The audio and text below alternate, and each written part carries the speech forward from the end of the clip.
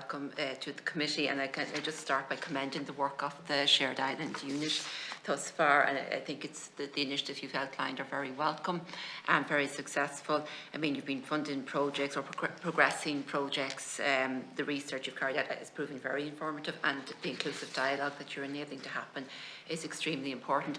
And I suppose the Shared Island Initiative committed to focus on the challenges of the Northwest and the border communities and achieving greater connectivity on the island and enhancing the all-island economy, and I suppose all aspects of North-South cooperation. And I suppose just a couple of questions before I hand over to my colleague Niall.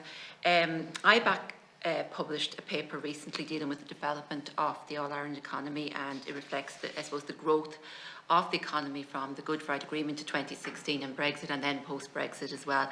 And I think it's clear post-Brexit that the growth has accelerated.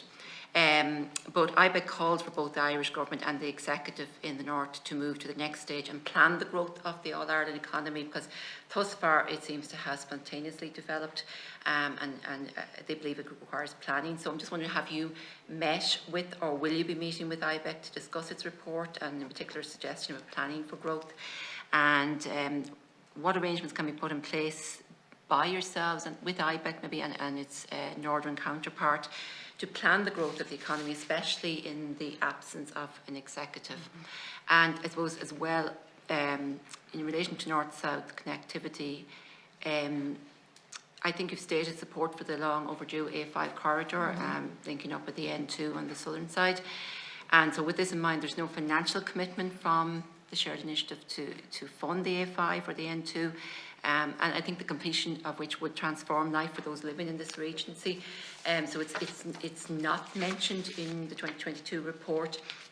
And I suppose on the southern side, like I attended a meeting of Monaghan County Council, and they're quite concerned about the section. There's two sections actually: Clontibber to the border, and then our Castleblaney to RD.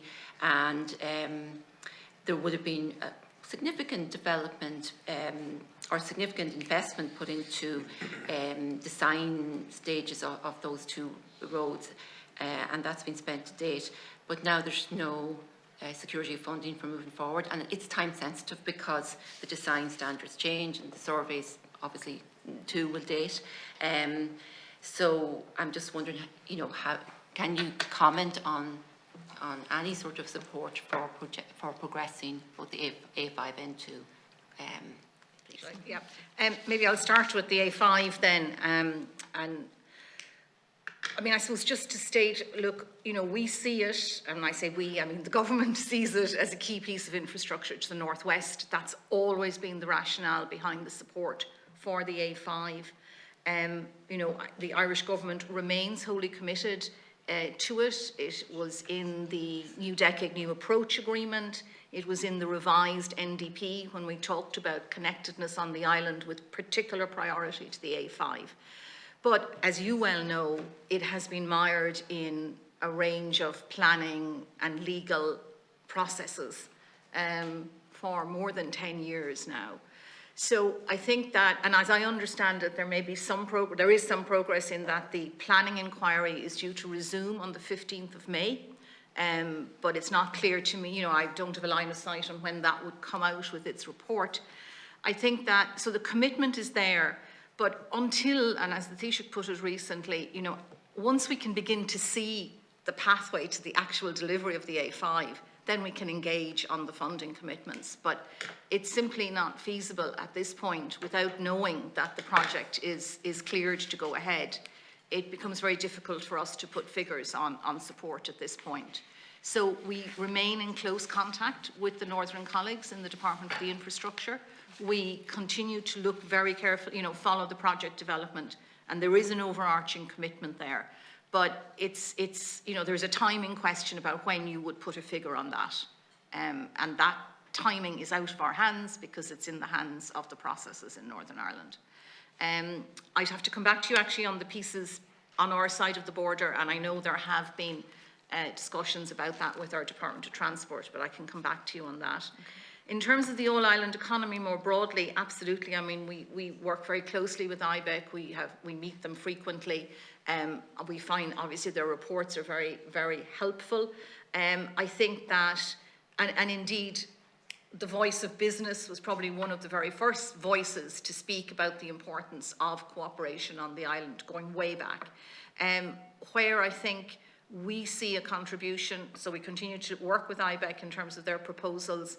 Planning for a more planned growth is where you come up against, to a certain extent, the absence of the Northern Ireland Executive. So there are certain things we can do. There are areas we are focusing on, skills, innovation, looking at developing an enterprise proposal around Shared Island are all part of the work.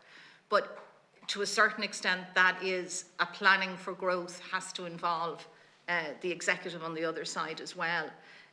But yeah, so and I suppose the other point we all know is that, you know, the way trade operates on the island, first of all, is not just about exports and imports, but also about supply chains and about, you know, companies that operate on both sides of the island, but that we've also seen a very significant increase in all-island trade since Brexit.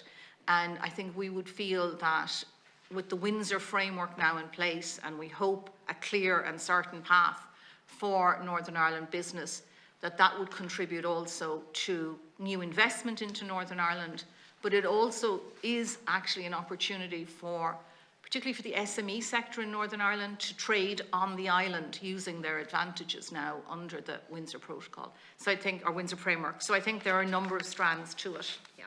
In terms of kind of planning at a slightly broader level, obviously there's the National Development Plan for the government here. There's a Shared Island chapter to that, and that sets out objectives for investment for the next 10 years across virtually all sectors. There was a lot of work across departments that went into that to prepare that and to think about what would work best from a Northern Ireland department and executive point of view. And similarly on the Northern Ireland side, there's the draft investment strategy for Northern Ireland, which extends out for 10 years. So there are kind of high-level plans and investment objectives on both sides for departments, north and south, to come together and work on, and we're certainly encouraging them to do that.